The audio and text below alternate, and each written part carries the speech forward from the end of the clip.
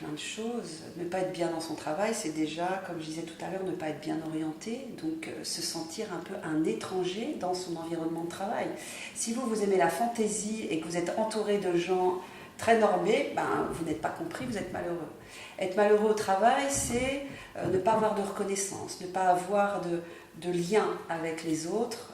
Aujourd'hui, c'est pas que moi qui le dis, hein, mais le burn-out, la difficulté qu'ont les gens au travail, c'est le manque de lien, le manque d'affect, c'est le lien qui nous répare, c'est le lien qui fait qu'on se sent entouré, qu'on sent qu'on vaut quelque chose. Quand on est tout seul, quand on est harcelé, quand on est abandonné au travail, trahi par des collègues, comment voulez-vous qu'on se sente bien? Donc c'est tout ça. Il y a d'une part notre désir à nous d'être là où on est, dans notre orientation, dans nos centres d'intérêt, et puis il y a le lien qu'on fait avec les autres.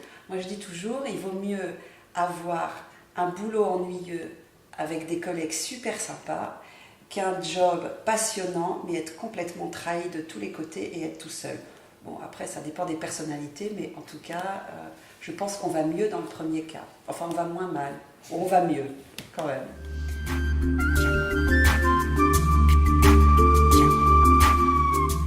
Il y a des gens qui ont une vocation et il y a des gens qui ont des désirs qui n'écoutent pas. Et il y a des gens qui n'ont plus de désir à force d'être dans la raison. Donc en fait, ce qu'il faut surtout, c'est déjà recontacter son propre désir, écouter sa petite voix qui dit « mais ça j'aime pas du tout, ça j'aime mieux ».